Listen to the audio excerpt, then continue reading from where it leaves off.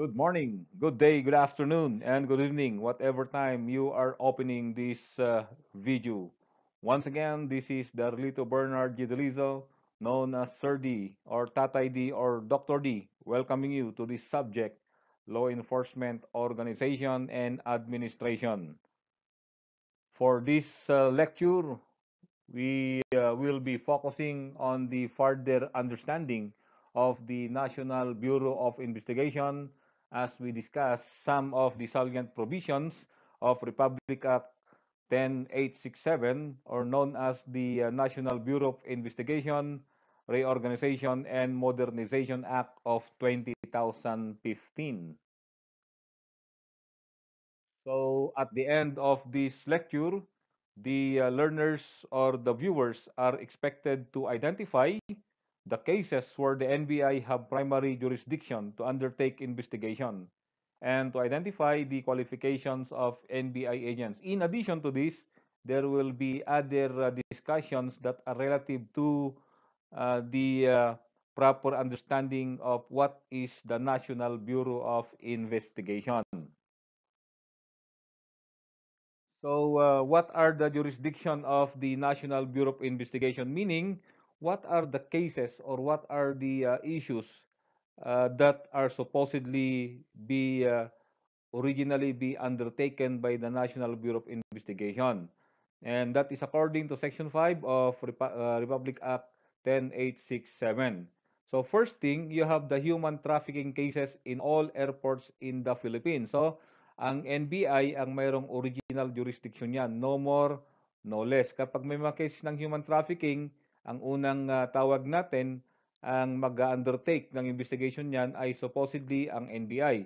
Again, that is to answer the issue na nag-overlap ba ang trabaho ng PNP at saka NBI? Of course not, kasi merong mga cases na talagang nakadesign para sa NBI. Okay? So human trafficking. Anong human trafficking? Kasama yan yung pagbebenta ng mga tao, kasama yan yung mga illegal transport of people para magtrabaho as overseas workers or magtrabaho as prostitutes. Okay? So kasama yan yung human trafficking cases. Okay? So in the image beside your monitor is what you call one of the human trafficking cases na busted ng NBI. The second one, the cases of extrajudicial or extra-legal killings committed by the state security forces. So when we speak of state security forces, we might be referring to other law enforcement agencies, including the Armed Forces of the Philippines.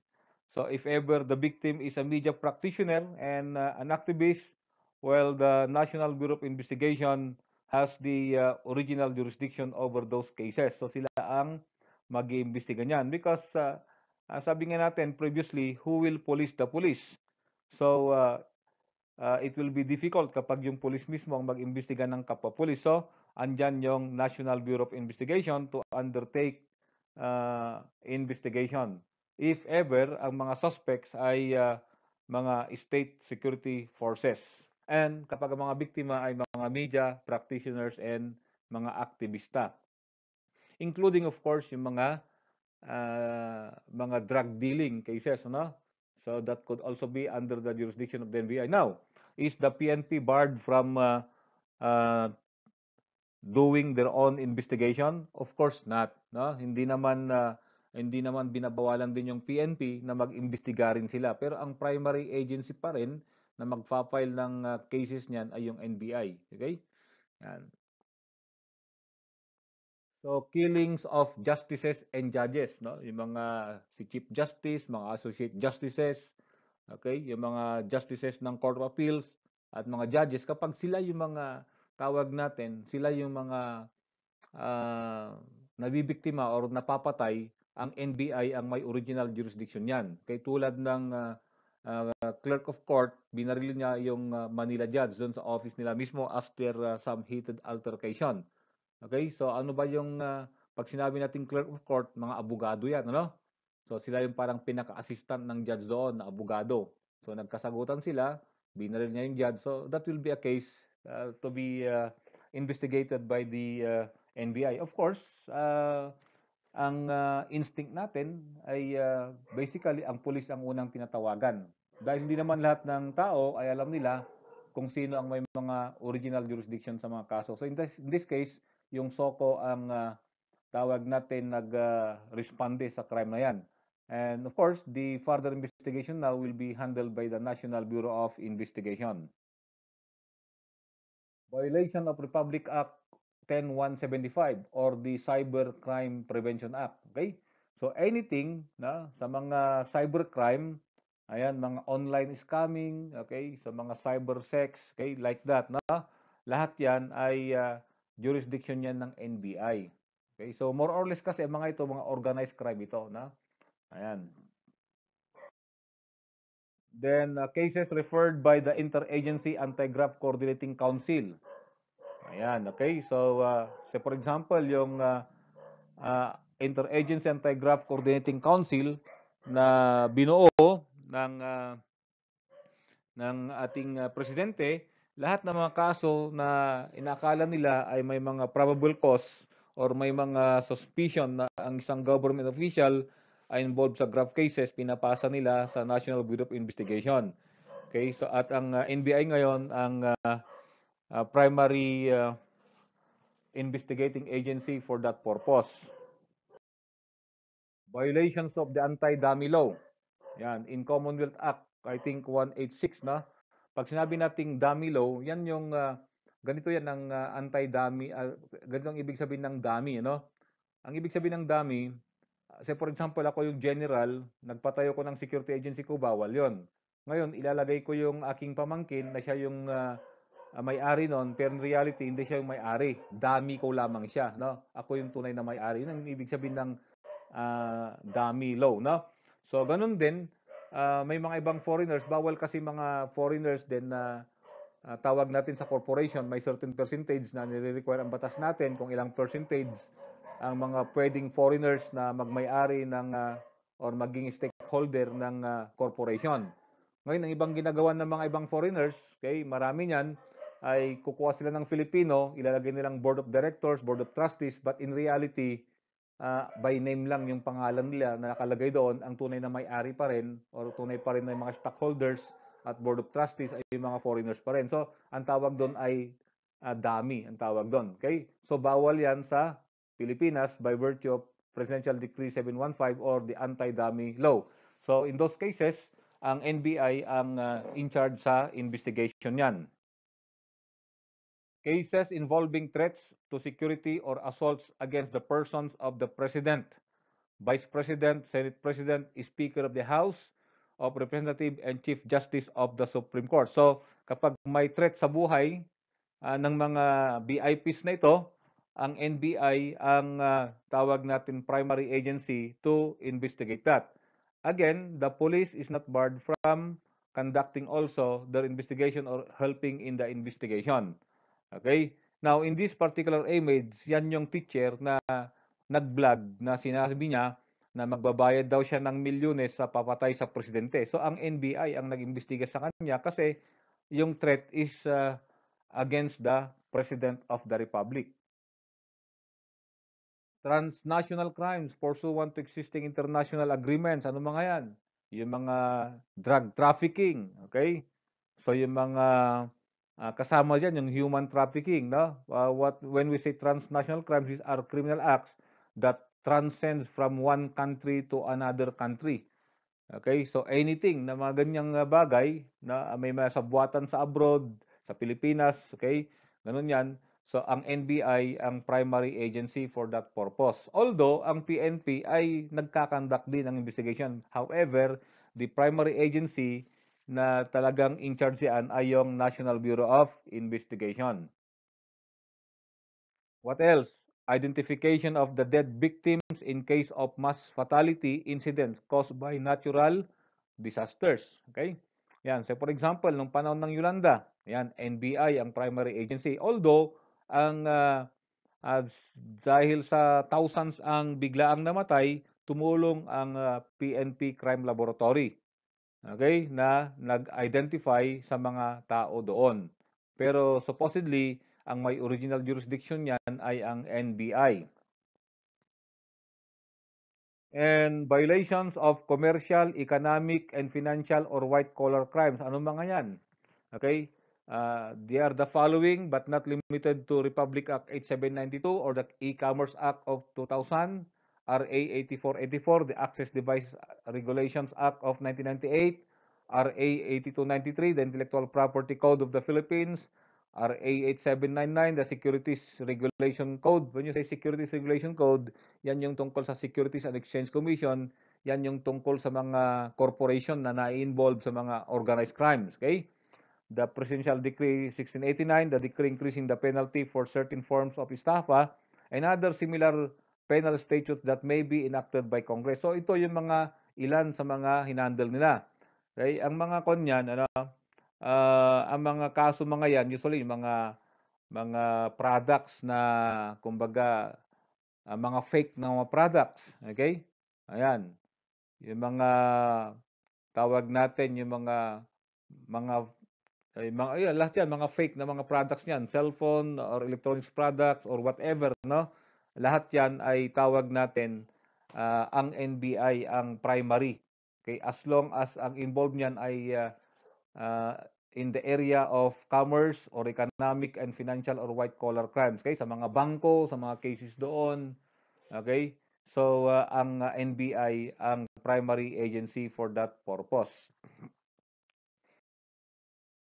Provided, however, that the President or the Secretary of Justice may direct the NBI to undertake the investigation of any crime when public interest so requires. So for example, yung very recent case natin na gruesome killing involving two police officers in our city and one in Tarlac, no? So those are in-involve yan ang public interest. So pwedeng sabihin ni Presidente o ni Secretary of Justice na magkanda nga kayo ng sarili nating investigation diyan kasi that serves the interest of the public. However, in that case, I suppose lalong-lalo dito sa Tarlac, I suppose na hindi na kailangan ng NBI kasi meron namang video, no, na na-record naman talaga yung pangyayari, and I think that's already sufficient. Okay, siguro yung pangyayari dito sa Baguio na until now ay hindi pa rin totally solved, although identified na yung dalawang pulis, pwede rin siguro na magbigay ng instruction si Duterte or ang ating presidente or ang ating Secretary of Justice for that particular case. Okay?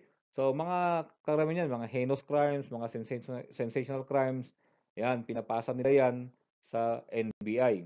Once the NBI takes cognizance of any of the aforementioned cases, the PNP and other law enforcement agencies, investigative entities shall collaborate with and render assistance to the NBI. Okay? So once na sa NBI na yung mga kaso na yon na na-mention natin kanina, ang PNP at ibang mga law enforcement agencies ay sila ngayon pag sila ay nag-imbestiga, collaboration na lamang at rendering assistance sa NBI. So whatever their findings, they will collaborate it with the NBI. Yun ang ibig sabihin niyan.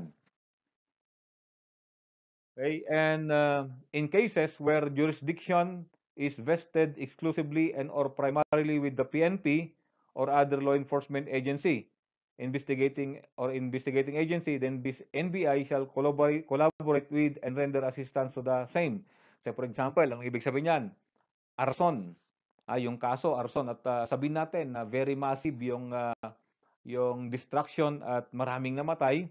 So anong primary agency na mag-imbestiga niyan? The Bureau of Fire Protection. In that case, pwede rin na mag-imbestiga ang NBI pero to collaborate only. Meaning, pangtulong lamang doon sa investigation ng BFP. Unless gagawa si Presidente ng Special Investigation Task Force, tapos ang sasabihin niya, NBI mag-head niyan or PNP mag-head niyan. So, ganun mga bagay, no? Kaya pwede rin. So, kanina, kapag ang may jurisdiction na NBI, kapag nag-imbestiga ang police, ang PIDEA at ibang investigative agencies ng government natin, ang kanilang findings ay collaboration lamang and rendering assistance sa NBI. Vice versa naman, kapag ang PNP ang may original jurisdiction, pag mag-imbestiga ang NBI, collaboration lang din naman yung kanilang gagawin unless may directive ang presidente or ang DOJ na ang magte-take over ng investigation ay ang NBI at magiging collaboration ang PNP. Okay? So, what about the staffing pattern of the NBI? Okay, ano yung staffing pattern yan?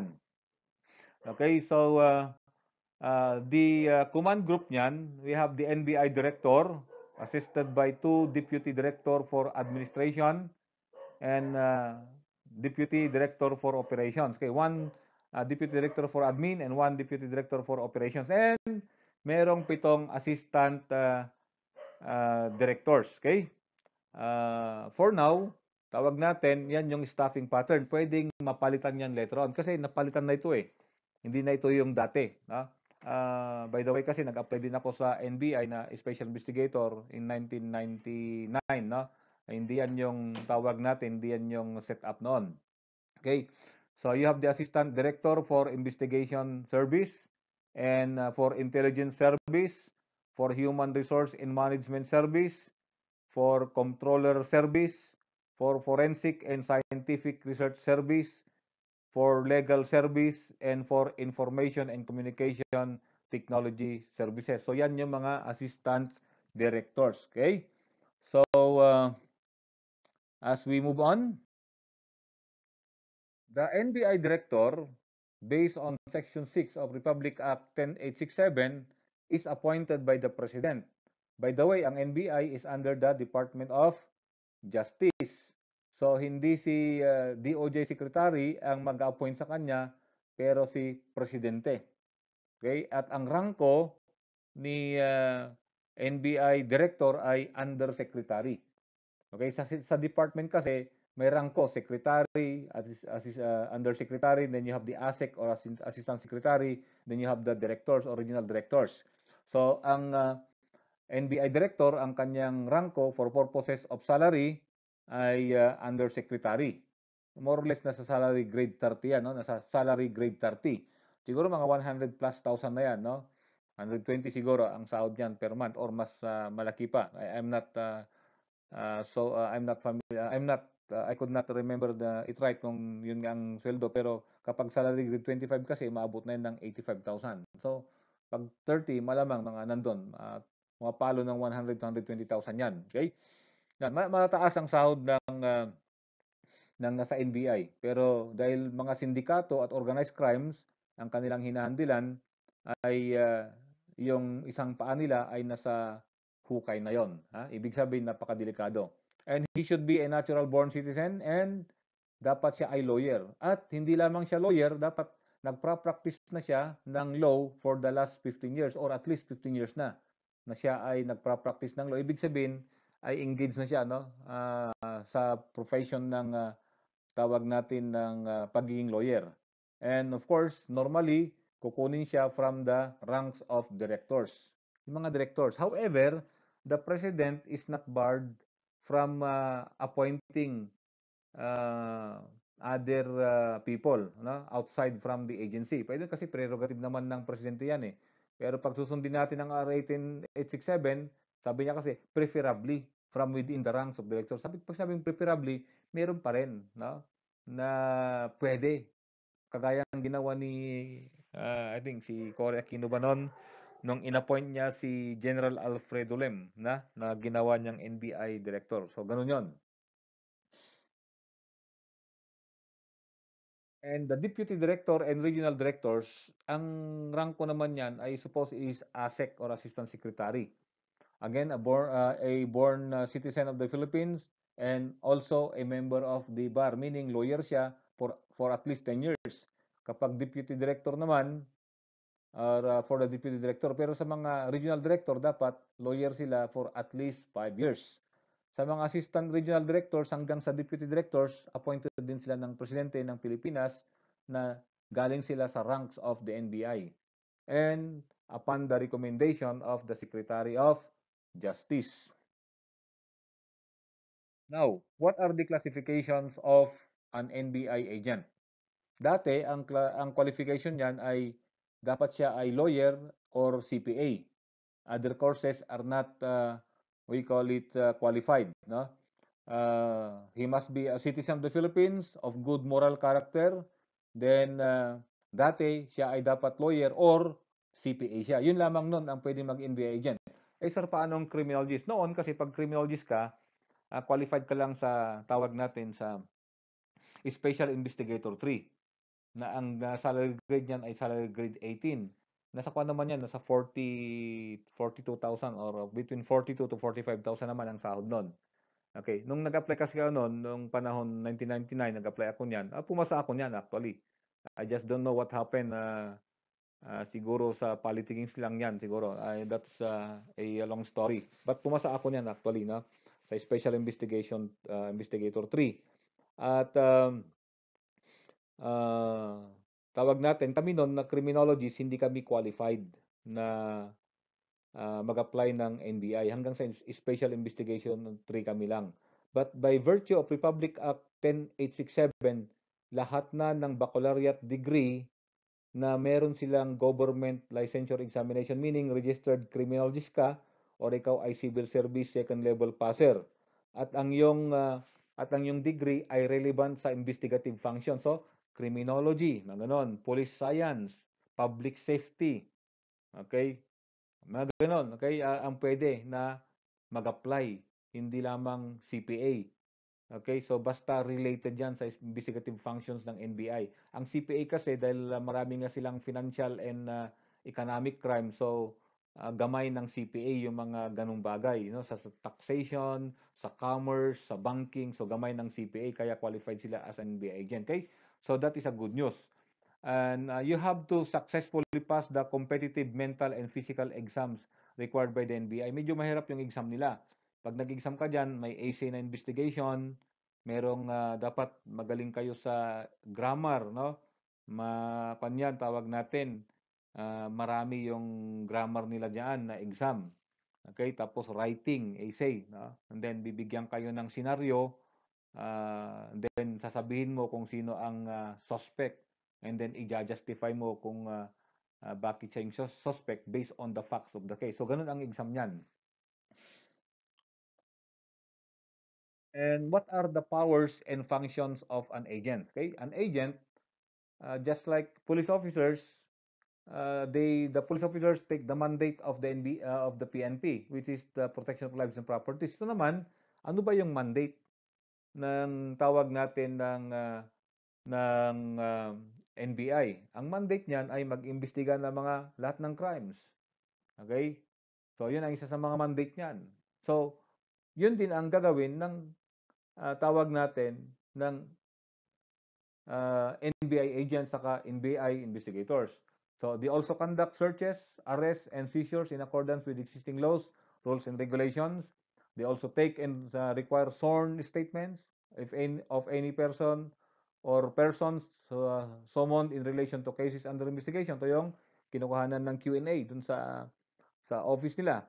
Administering oaths in cases under investigation. So pwede silang mag-administer, no? And such other functions as may be assigned by the NBI director. So ito yung mga tawag natin, mga general powers and functions of an NBI agent as well as investigators. By the way, no, ang nangyayari kasi yan, karamihan, kapag special investigator ka lang, kapag may raid, karamihan yan, sila yung mga matatapang sa harap, no? Mas mababang sahod niyan, di ba? Although may marami matatapang din na NBI agent, so silang nanguna. Pero karamihan yan ay mga special investigators niyan, okay? Ang nauna dun sa tagasipan ng pintuan, okay? Kaya sila yung unang nagkakats ng bala pag nagkaputukan. So, additional qualifications for NBI agents na pinablish ng NBI Academy, na itong pinaka-recent, wala kang dapat pending criminal or civil or administrative charge and never convicted of any crime. At ang edad mo dapat 25 to 35 years old. Okay? And then, kung sa lalaki, at least 5'5 ka, at sa babae ay 5'3. So, inakala nyo na pag nag-25 na kayo, magma-masters muna kayo or kumuha muna kayo ng law. Ayan, kapag 25 na kayo, gusto nyo sa NBI, malaki-laking sahod niyan, ano? Pag NBI agent ka, nasa 80,000 plus ang sahod mo yan, ano? Pag special investigator ka, nasa 40 plus naman. However, itong mabigat, yung J1 ninyo or General Weighted Average, dapat 85. Ha? Para sa special investigator naman, 84 ang J1. Kaya pag ganyan ang jewa mo, mataas, 85 pataas at gusto mo pumasok sa NBI, ayan, so pwede ka mag-apply niyan. And of course, good vision, wala kang tattoo, baka mayroon kang tattoo diyan. Okay, kaya baka mayroon kang paglagyan ng hikaw, bawal yan doon. And then again, you must successfully pass the competitive mental and physical examination required by the NBI. And you should be willing to be assigned anywhere in the Philippines, parang PNP. No? Nag-apply ka sa region ninyo, Region 3, Region 1, o Region 2, o Region 4, pwede kang itapon sa iba't ibang lugar sa Pilipinas. No? So national in scope din yan ang NBI. Okay? So I have so many stories about that thing sa NBI, no? Pero in the classroom pwede kong kwento yan. Now, before we will end the discussion about the National Bureau of Investigation as one of the law enforcement organization in the country, uh, ang very purpose ng NBI, just like any other law enforcement agency, is to bring justice. When you say bring justice, yung inosente ay na-acquit at yung guilty ay properly convicted. Pag sabing properly convicted, eh tamang crime yung conviction niya at tamang penalty. Okay? So yun ang justice na na-attain. That's why Proverbs 21 verse 15 says there, when justice is done, it is a joy to the righteous, but terror to evildoers. In other words, sa mga law-abiding citizen, nagagalak, natutuwa sila, no? Na naparusahan yung guilty at na-acquit yung innocent. Pero, no, takot ang mga evildoers. Meaning, takot ang mga would-be criminals or mga criminals kapag gumagalaw ang hustisya natin. Okay? So, that's all for this video. Once again, thank you very much for watching, and do not forget to subscribe if you have not subscribed yet. God bless us all.